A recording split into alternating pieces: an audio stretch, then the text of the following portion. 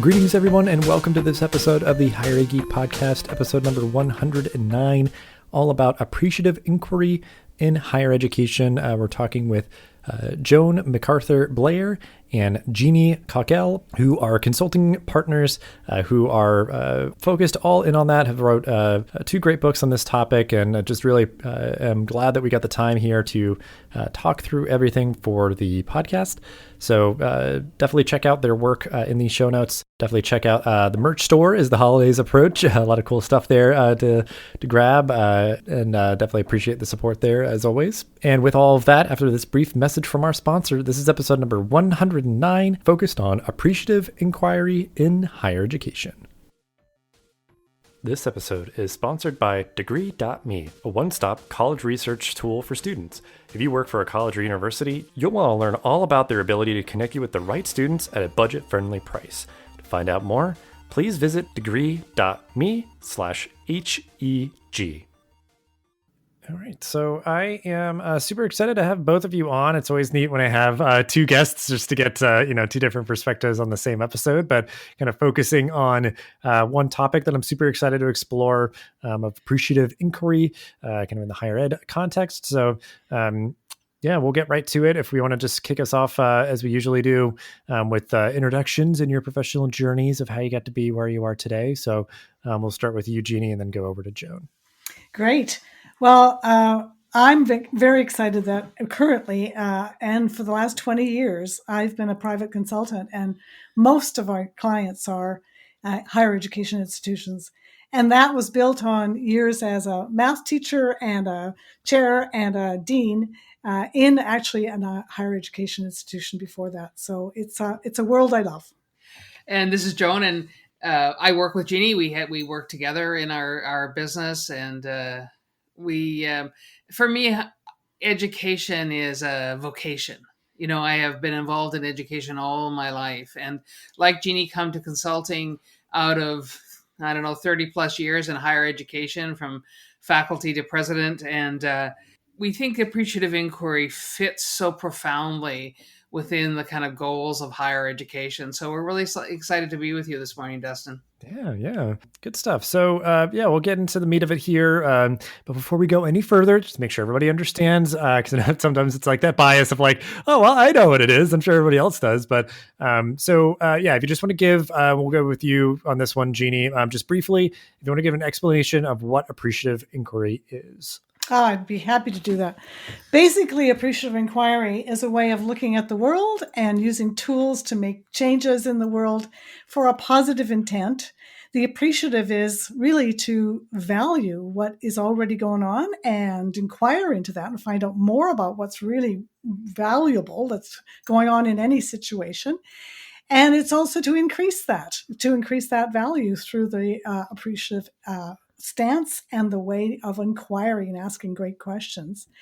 And it's also, especially in these times where we're looking at a lot of systemic issues going on, it's also to be fully aware. So don't just focus on the positive, but also look at what's wrong in the world in order to refocus and saying, use an appreciative inquiry to say, how is it we can inquire and advocate for change, social justice change, through the lens of appreciative inquiry by being full aware, valuing what we're doing well to make those changes. So that's it, appreciative inquiry in a nutshell.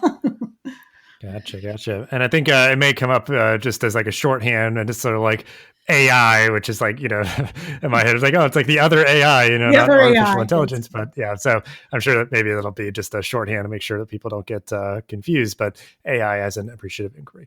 Because I know this resonates with me a lot just because I love sort of the school of thought of like positive psychology and, just that viewpoint on the world. And I guess just as like a quick clarifying point, do you see those as kind of like, because I'm sure maybe people are a little bit familiar with like positive psychology. It's just a broader school of thought. So do you feel like this is sort of like a manifestation of that in just a particular context? Well, there's a real connection between appreciative inquiry and positive psychology and kind of its other theoretical basis. social construction, where we really create the organizations that we work in relationship to each other. So you're absolutely right, Dustin. There's a real relationship between positive psychology, social construction, and appreciative inquiry. And strengths-based leadership, the work that's being done around, looking at strengths. So a lot of things are related to this surfacing of people's wisdom to see what is already successful and celebrated and build on it, and really recognizing strengths. So there's lots of things that are wonderfully interconnected in that. And when David Cooperrider started appreciative inquiry, David Cooperrider and others as well started appreciative inquiry in the early 80s, there was that strong kind of seeking other kinds of theories that could inform the new theory of appreciative inquiry. And so your instinct is right. There's a real link between positive psychology in particular and appreciative inquiry. And positive education. Joan and I were part of a facilitator group which led 900 people from how many countries, Joan? I think 18 or 20 or something like around the world a couple of years ago. And it was actually a blend between Martin Seligman's working with David Cooperrider to hold an appreciative inquiry huge summit, as I said, a really big summit, in order to explore how positive education, in other words, positive psychology and education, is thriving in the world, and so that we could connect people all around the world to what they're doing and what more we could be doing in positive education. So I think that's a really good example of how the worlds connect between appreciative inquiry and positive psychology and education. Yeah. Well, because I mean, it's always just for me sometimes like, connecting the dots that people might have a point of reference to, and it sort of just helps to, know, contextualize things. But and I guess just kind of zooming in a little bit, because I'm sure there's a myriad of different kind of use cases for this philosophy, and just how it informs different organizations, everything. But obviously we'll focus on higher education. So we'll go to you on this one first, Joan. So how do you see this concept kind of applying and showing up in higher education specifically? Well, I think there's so many ways in which appreciative inquiry is being used in higher education. It's being used in the classroom as appreciative pedagogy that focuses on the strengths of learners and the ways in which learners show up in class and how strengths can be amplified through the curriculum. It's showing up in massive strategic planning work, and that's something that Jeannie and I do a fair bit with universities and colleges, where the universities want to bring the entire organization together, or the entire organization and the community together, to ask that question, what might we be in the future? And so it's used a tremendous amount for strategic planning in higher education. It's used in team development and organizational development in other ways as well, to look at the ways in which divisions and departments can utilize their strength. And also is used as a powerful force for kind of generative leadership, the ways in which leaders might consider the questions they ask and how those questions can add to the possibilities inside of an organization. And so right across the organization, it's being used in all different kinds of ways. From kind of the tool of strategic planning to the much more kind of, Jeannie mentioned this at the beginning, this notion of kind of being appreciative inquiry. How can I increase in value what I see right in front of me and fan the flame to get more of that inside the organization? Well, yeah. And it just makes me think, like, within the higher ed context, just like, I think, when people encounter this, I know, and it's kind of just speaking from my experience specifically, but imagine this would be the case for a lot of folks. Like, this just makes so much sense, but I think unfortunately, especially in like American society, it is kind of a rugged individualism and just kind of like, we don't often, I think, encounter spaces where it is so kind of affirmative and strengths-based and all these kind of things. But once you learn more about like just this whole philosophy, it's like, it just resonates and makes so much sense. And I think, as students are entering college and just finding themselves and building their communities and networks and, all those sort of things, like, it's just so powerful. And, it definitely has been something for me. Like, I've, encountered it through leadership courses in undergrad, and then took positive psychology courses in graduate school within the kind of the context of higher ed. And,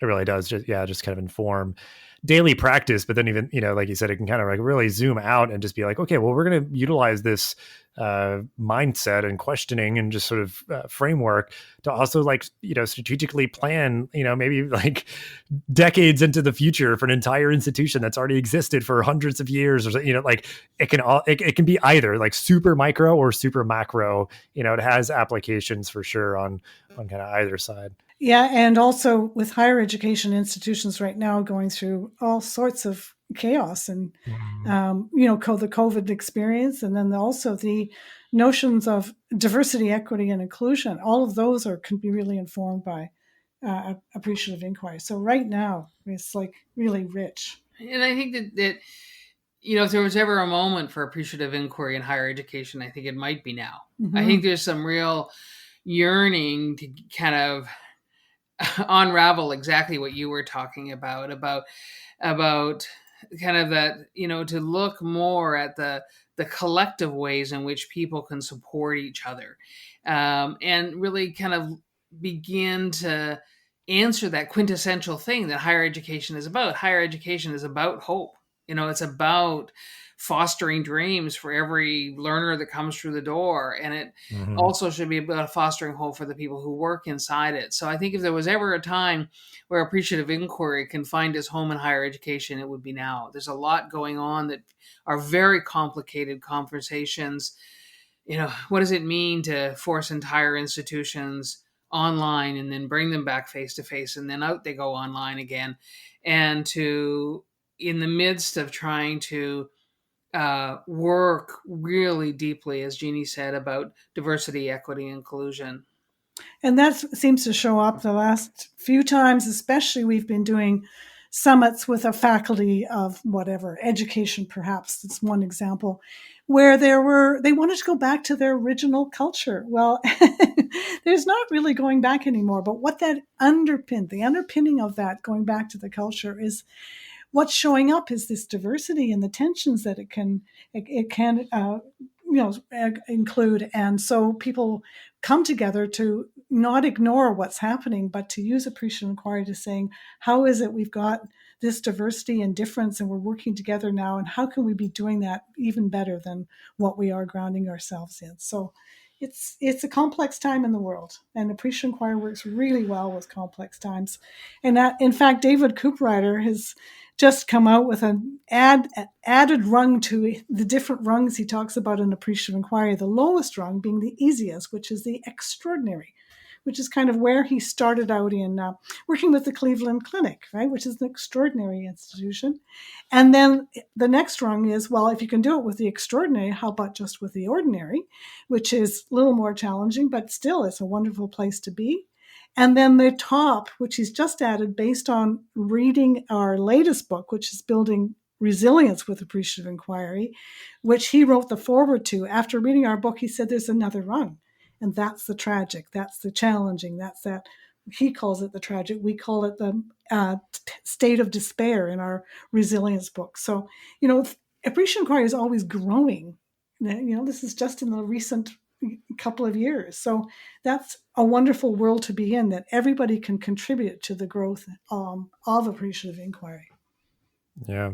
I think it's one of those things of kind of looking at something and not being like, oh, well, that theory doesn't apply, so it must be wrong. It's like, no, it kind of evolves, with the time. Like, it's not, it's not saying that it's like not worthy. It's kind of just like, it kind of is evolving with like, I think certainly like it is like a globally shared experience of trauma right now. And it's just sort of like, oh yeah, I mean, this is like especially relevant, and just, how can we evolve this to sort of, kind of meet that challenge. But, I think just, one last piece on the kind of the higher ed context, because I think we'll continue this conversation, sort of my other questions that I wanted to go through, but like, the idea of like higher ed having that like existential crisis, just like, if none of this was going on with like global pandemics and remote learning and everything, it was just like still a trend line of like people kind of doubting the value of a degree and like how much it cost and just sort of, those sort of things. So having to like rebuild those relationships sometimes of like, this is relevant, this is why it's valuable, and this is, why it's worth the investment, and those sort of things, being able to,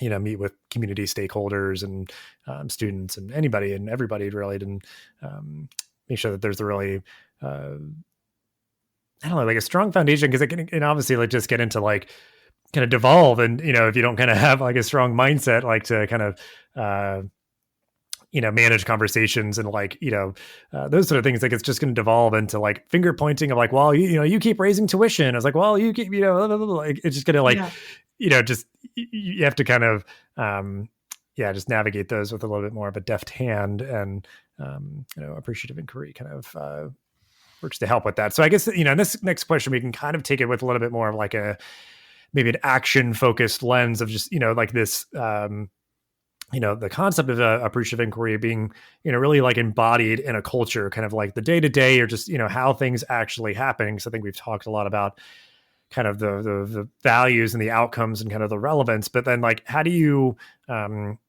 see this kind of working to be really embodied in an organization's culture? And we'll start with you on this one, Jeannie. Well, I think it can be anywhere from, when you're in a department meeting, say, starting off with, well, since we last met, what are some of the things that have worked well in your world? Then share some of those together, and you're inquiring and you're asking about what's working. And so therefore people are sharing ideas that then they go, oh, I think I could try that too. Or here's my idea of what I've done based on a success I've had in the last month. And so that just becomes part of the culture, if that's just part of the regular way a meeting is started, for example. And I think all those small ways in which appreciative inquiry can be embedded in the way people ask a question. I many years ago now, I had an opportunity to work with a president in the middle of quite a deep crisis. And so we would meet in a crisis meeting every morning about 6:30. And always her first questions were about, what have we done well since yesterday in managing this crisis? And what that did was set us all up in the room to kind of long to do more, and it's that fundamental notion of appreciative inquiry. What has value? What more might we do? Such a simple concept, really, appreciative inquiry. It's not easy to practice in the everyday, but I think that there's ways in which leaders can embody this notion of to appreciate what is, to inquire into what might be, in kind of the everyday of the organization, right across the spectrum. And then it starts to kind of infect, and it kind of, works in some ways as an antidote to some of the discouragement that sometimes people feel in higher education, particularly at the moment you mentioned this about, people questioning the value of higher education, questioning, the cost of higher education, questioning how we're able to deliver it at this moment in time. And I think it speaks to seeking to understand the fundamental tenets of higher education, which are about the access to deep understanding of knowledge. It doesn't matter whether you're studying mechanics or philosophy. It's that deep understanding of something that higher education provides. And so appreciative inquiry kind of finds its way to buddy right up against that and fan the flame of that, I think, in powerful ways. And an example is, with the COVID crisis, and suddenly things are having to be done predominantly virtually. And, that's been going on in higher ed for a while. Now it's essential. So those who've been resisting are no longer able to resist, because that's the only way available sometimes.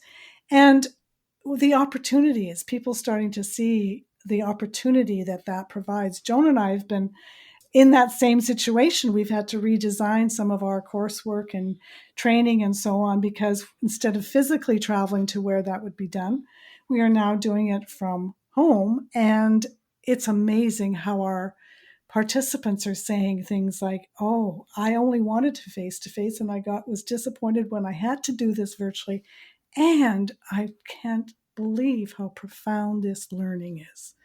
So that kind of opportunity is huge. And when you have an appreciative culture, it's easier to say, well, this is a problem. I don't want to do this, but, well, how can I open my eyes to what is possible here? What this is as an opportunity. Yeah. And I think it's such interesting things, because I think, how this actually gets embodied, like, I think there's certainly, like probably a spectrum of people who are like, either just like avoidant or aloof, like they're not doing it, and they're just like not making the time for it, but they're gonna, I think, warm up to it pretty easily once you maybe start to integrate it into these like smaller ways, and it really starts to build up people's kind of emotional capacity to be more hopeful and more optimistic. But yeah, and that idea of kind of people being like resistant, because I think some people would be just like actively dismissive of saying like that's not a valuable use of time. You've got to just like get things done, just be transactional, and then move on. But because I think what's also like kind of sort of swirling for me in all this is especially like kind of builds to kind of my next question as well. But like during this current moment as well, like there's such a need for communication with constituents and stakeholders, and like trying to bring people together and be kind of like diplomatic and respectful, and that and like hearing people's stories and hearing what they're actually feeling, and how things are impacting them. And it obviously is not going to serve any institutional leaders very well to be kind of like avoidant or dismissive of that, and just kind of like, well, we're just going to like put out press statements about whether we're open or we're remote, or these sort of things. Like I think it's certainly valuable to do that, but also like maybe you need to like again, it's as much as where my brain always goes is like, as much as I kind of have the experience with, it's just like for college or university, doing a town hall or doing some sort of like engaging webinar or whatever to speak about what's going on, hear firsthand from people, respond to them, and show them that they're heard and that they're appreciated, and just kind of understand better what they're experiencing versus like making assumptions, or again, just like not thinking that is like time well spent. And I think that it goes back to saying right at the beginning, you asked about the definition of appreciative inquiry, and I think that notion that you're actually powerfully getting at is one of the definitions of appreciate is not just to increase in value or to value what is, but also to be fully aware, to actually stand in kind of the storm of how people are feeling at different moments in time when things happen inside institutions, and allowing that to exist, and then and I'm saying, if that exists, how might we use our influence to create a future together? And it opens the door from kind of issue to action. And you don't want to say that blithely, because some issues are enormous and they're not going to go away because they're huge and systemic. But it begins to chip away at some of those larger issues, and so there's that opportunity, as you say, for people to be able to express some of the anxiety of what is going on for them, but also to ask that question: what might we do now that we understand that? Yeah, and we always call appreciative inquiry a practice, because it's not something that you get perfect. You have to keep practicing it. And I think it's the leadership. And when we use the term leadership, we mean anybody who's moving things along positively in the world. So it could be in the classroom, it could be as a department chair, it could be as a student leadership, student in the classroom, anywhere higher, the higher in the hierarchy, or the bottom line, that people are making positive changes in their world because they're practicing appreciative inquiry. And as I think we've already used the term, we try to infect an organization with appreciative inquiry, so that people don't even know that that's happening, because people who are passionate about it are simply living in it. They're not going around saying, "Oh, we've got to do appreciative inquiry." They're simply taking that practice of looking at things, being curious, and appreciating what is and what more could be done, both the good and the bad, and let's make it better, whatever it is. So. I Right. just wanted to add something to what Jeannie just said before we go on to the next question. And I think that one of the things that this process allows for people is I can list the things that are wrong on any given day. But by listing those things that are wrong, I actually have almost eliminated my agency to do anything. But when I seek to understand what might be possible within those issues, when I seek to understand, is there a place inside the organization that this issue is being answered, being practiced in a positive way?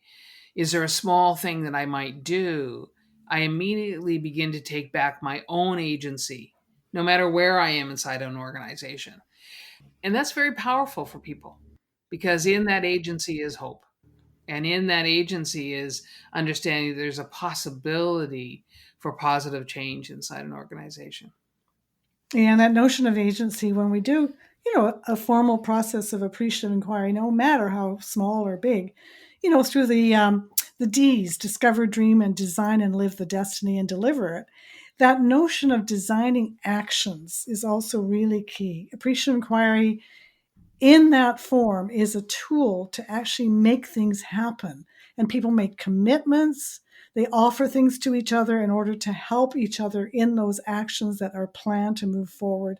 And they have requests, they request each other. So it's a really collaborative, committed way of actually taking the cycle through and then living those actions and looking at them, rediscovering, well, what did we do well? What else could we be doing? And so on. So there's that whole cycle.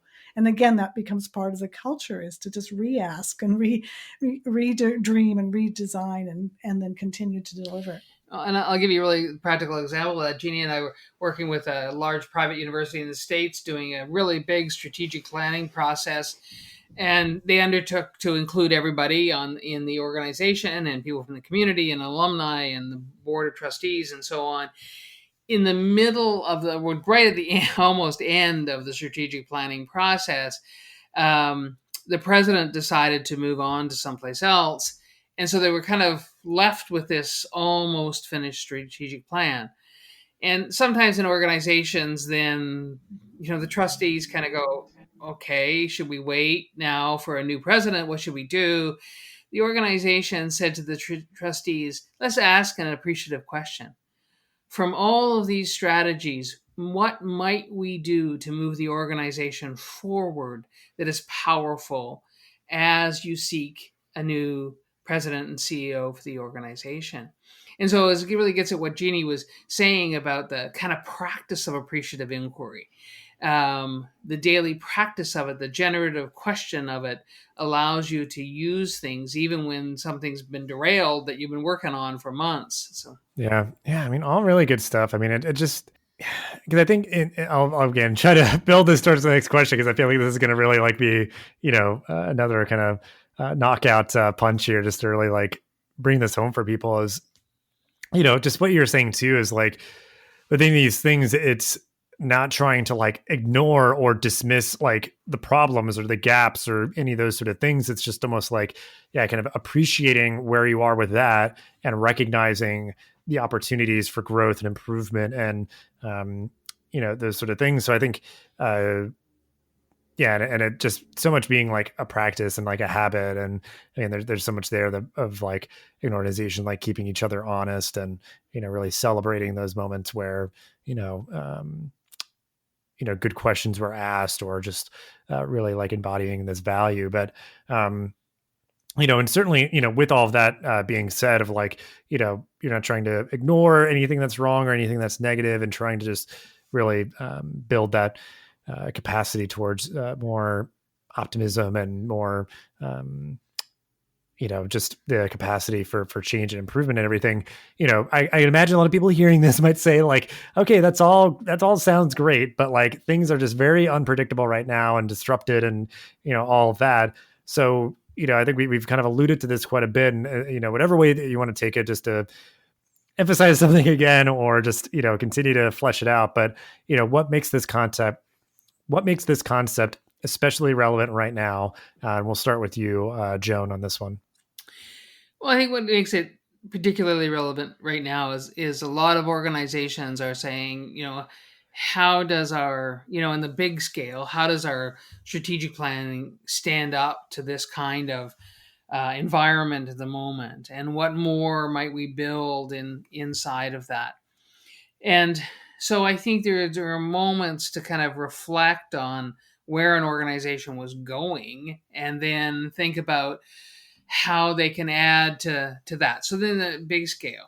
But I think often within, these kinds of times, I mean, everyone has had to pivot because of this pandemic.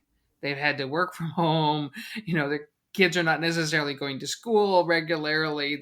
It's been a time of chaos. And I think within times of chaos, the being appreciative inquiry, bringing appreciative inquiry home is really powerful. And asking those questions. What is it that I can do on this day to amplify what is positive inside the organization? What small thing might I do? What questions can I ask that move us forward within this chaos? And so I think, David Cooperrider and many other appreciative inquiry practitioners, including Jeannie and I, always think that underneath every problem is a simple yearning. And so as we express those problems like chaos, what is it we seek to create? And are there places inside the organization where that's getting created that we could enable?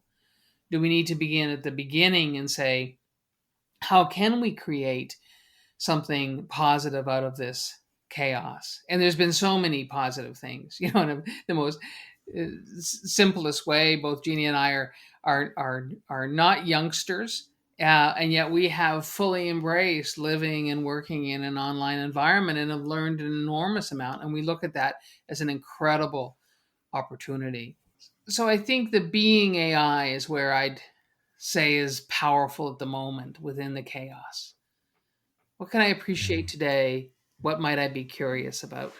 And I want to give a real life example. This morning, I was co-facilitating an appreciative inquiry with a small group that came out of that World Positive Education Accelerator in 2018. And there are positive educators who have a positive psychology background. There's appreciative inquiry practitioners. We're an interesting mix because we don't always actually engage in quite the same way. So it's a kind of really interesting opportunity. And this morning we did an appreciative inquiry because we've done so much work getting out into the world.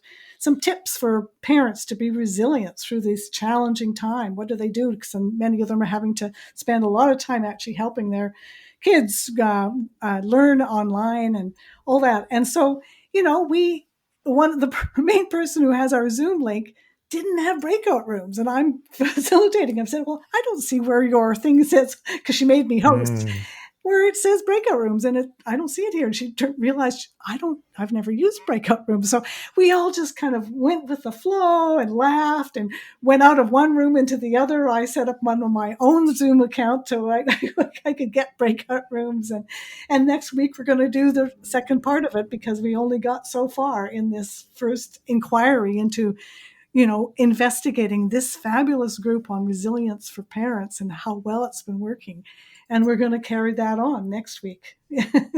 And hopefully we'll have breakout rooms. So I think it's that ability to laugh and appreciate and be vulnerable and supportive of one another for what it is that we're doing right now in this chaotic time. And I think there is that in appreciative inquiry, that notion of curiosity and vulnerability. We seek to understand what has value, and by doing so, we identify for ourselves what we deeply care about. And then we say, what more might we do? What are we curious about?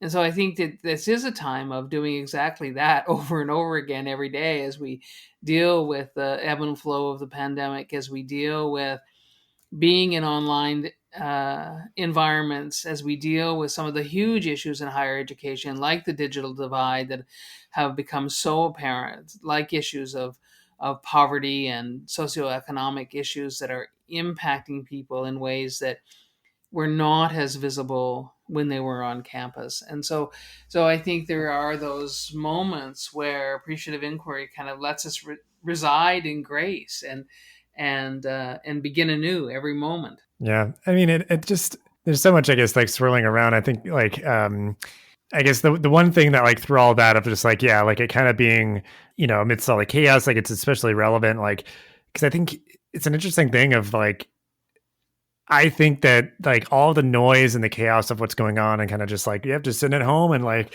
doom scrolling on my phone. It's kind of like allowed for me to kind of try to find some like serenity in all the noise, where it's just like, asking those questions of myself even, and allowing to kind of be like, you know what? Yeah, I want to support these organizations, and I know we're doing good work that I want to support, and take that time even now, especially so because, it's that much more needed. And it, just in kind of the day to day, sometimes just overlooking those things. And I think, stuff like this can, I guess, kind of fall in that bucket of just people kind of being, yeah, again, just sort of aloof probably. And, that they would say like, oh yeah, no, yeah. I mean, I would want that, or that is important to me, but they just don't, maybe make the time for it. But it is certainly, again, just to echo it again, I feel like it's just like such an important habit to kind of ingrain. But, with that, I guess like that is something that I'd want to make sure that we're kind of emphasizing here a lot, is like advice that you would give someone trying to incorporate, AI into their work, into their life. So, again, whatever kind of resonates or kind of comes up for either of you, I'll start with you on this one, Jeannie. Well, first of all, read our book on appreciative inquiry in higher education, A Transformative Force. I mean, it really is the only book out there that is focused so much on education, especially higher education. And so we found it is, soon people read it and they start to go, wow, I could do it here, I could do it there, I could do it this way. Mm-hmm. And there's lots of other resources, because start with that book. You could move to the Building Resilience with Appreciative Inquiry, which is the other book. And there's lots of resources in both those books to go further reading. When I got involved in hearing about Appreciative Inquiry, I just went out and read everything I could, and then just tried it, right? Try it from the simplest thing to say, okay, next time I'm having a conversation with that difficult person, I'm going to start by asking them something which will actually generate hope for them. I'm going to look at something that they have, even a small strength that I don't often see, and just notice it and bring it forward and ask a question that might move us forward rather than in the defensive. And I always want to amplify what Jeannie said, is just to begin where you can. Maybe you are a department head trying to create a little plan for what's going on right now in your department's world, or in your division's world, or your school's world, and just begin, right? By asking that question, what are we doing well here? What are we proud of at the moment? And what do you think we might do in the next couple of months to really take care of both our students and ourselves and the organization? And so I agree with Jeannie. Just begin. Think about the way you ask questions. Think about, there's lots of resources. Jeannie named a couple, both of our books, but also the Cooper Ryder Center for Appreciative Inquiry at Champlain College in the United States, the Center for Appreciative Inquiry out of Las Vegas, and the Cooper Ryder Center in particular has an incredible number of resources online for people who want to begin to use appreciative inquiry, from what is it to tools to use it, and so on. And many of those tools you can also find in our book. But it takes some training. Both centers, both the Cooper Ryder Center for Appreciative Inquiry and the Center for Appreciative Inquiry itself, are wonderful places to sign up for something that you'll get some training in appreciative inquiry. That's, people just can't believe how that shifts how they look at the world, many of them, or reinforces how they look in the world. And they're glad that there are other people in the world who look for the best of what is and what's working and the strengths. So yeah, there's lots of ways to continue the journey of deepening a practice of appreciative inquiry. Mm-hmm.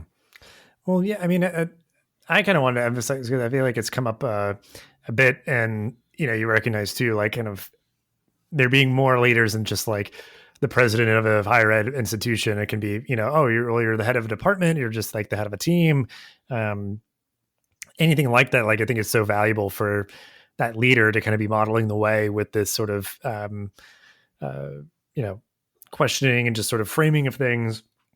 But then certainly, because I feel like I'm always kind of like, the optimistic kind of energetic one that's always like, willing to kind of celebrate what we're doing well, and, wanting to, give that its due attention and everything. So it's like, I've always just relished like, yeah, I'm like the positive guy, like on the team, yeah. Even if everybody else is like kind of curmudgeon-y or whatever. It's like, yeah, I mean, I've never led a team per se, but like, I think I've maybe helped to lead teams more towards kind of even just towards the center of just like, yeah, sure. We could just sit here and like complain and, just, talk about how awful things are. But then it's like, okay, well, what can we do about that? Or what? And what's like fascinating is that sometimes people like they can't give any clear guidance on like, okay, yeah, sure, you don't like how training is, like, how should we do it differently? And they're just like, at a loss and kind of just repeating, whatever kind of gripes they have or something. But, I don't know. That's always just been the mindset. And I think it's especially relevant to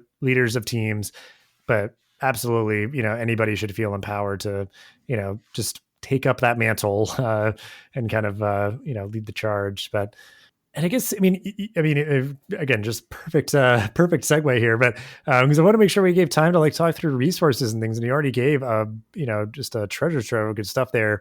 We'll link out to all that in the show notes. But anything else? Like, I'm almost curious if maybe there's like podcasts out there or like something else that you feel like would be relevant here that you'd want to recommend. Before we go there, I think Dustin, you just touched on something that was so powerful, and just quickly, I know we're running to our time limit, but as an influencer, you kind of described yourself as an influencer.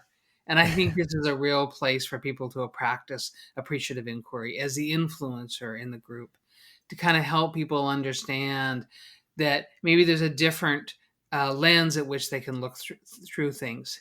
I was going to emphasize that too, Dustin, that notion of, many times I've been in a team, and with an appreciative mindset, I've influenced the team, not being the leader of the team, by, as you were describing, just the kind of questions you ask to kind of disrupt where, the normal route of complaining about something, just disrupt that a bit. And I think as teachers and professors and all instructors, I think, you can do things like ask students to tell stories in pairs with each other about when they've really learned well, when has it been exciting and energizing, and to just set the tone of learning, of like excitement, instead of learning, oh my goodness, I have to take this course, right? And by sharing those stories and ideas, the instructor gets a sense from them of what it is that will really be great for the instructor to do in order to have another experience for them of exciting, wonderful learning. So, and you were asking about resources. The Appreciative Inquiry group of practitioners around the world is an incredibly giving community. And so there are ways in which people can join that community because they're curious about appreciative inquiry. And so there's lots of free webinars always going on out of the Cooper Ryder Center or out of the Center for Appreciative Inquiry in Vegas. Jeannie and I's website, there's lots of resources there. And one of the things that's powerful about this community, and David started this at the very beginning, he really wanted appreciative inquiry to grow. And so he invited the world to participate in it, to write on it, to expand the knowledge, to expand the understanding. And because of that appreciative inquiry in the community, people are really supportive of each other. And so I would say one of the ways to start, and one of the great resources, is each other in that community, to reach out to somebody and say, hey, I want to try this. Can I spend 5 minutes with you? So, there's lots of places people can go.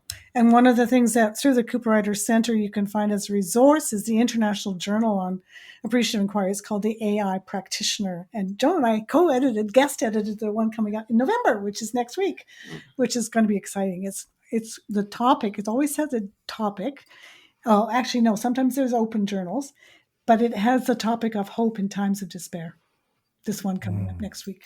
And so people are writing on how they've used appreciative inquiry to generate hope in times of despair. And through COVID. And through this particular... It's very powerful. Some of the articles are amazing. Awesome. Yeah, that's great. Well, then, certainly hope, optimism, it's my jam. Just kind of consider myself, eternal optimist for sure. So we always do like to end the episodes on an optimistic note. So we'll kind of take our cues from that very work that you've just been doing on that publication. So just briefly, and we'll start with you on this one, Joan, just what are you looking forward to with this work that you'd want to share with everybody in the audience? Well, I think that the thing that I'm looking forward to is just continuing to deepen the practice of appreciative inquiry in so many ways in my personal life and in my professional life. Because appreciative inquiry keeps growing.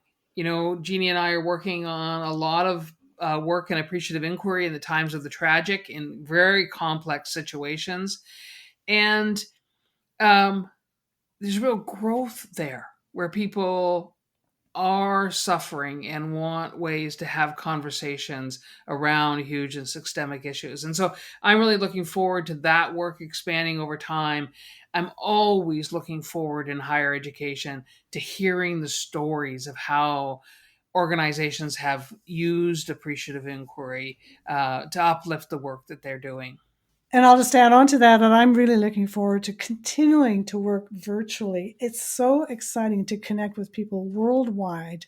People don't have travel costs anymore. They come onto these webinars and interactions, learning interactions, and learn together, and the connections globally and the feelings they have of being connected globally through this COVID crisis and beyond. I hope it goes beyond, because people really have so much to share around the world about living appreciative inquiry. Definitely. Yeah. I mean, I've connected with people for this podcast all over the place, and it's just incredible, to have these conversations, and so appreciative of this one as well, and all that you all shared, and have ways to connect with you all and your work in the show notes, as well as everything else that you mentioned as usual. But just thank you so much, both of you, for your time, and it's just such great stuff. Thanks so much, Dustin. It's been great spending time with you. It's fabulous meeting somebody like you, Dustin, who is so into this. Yay!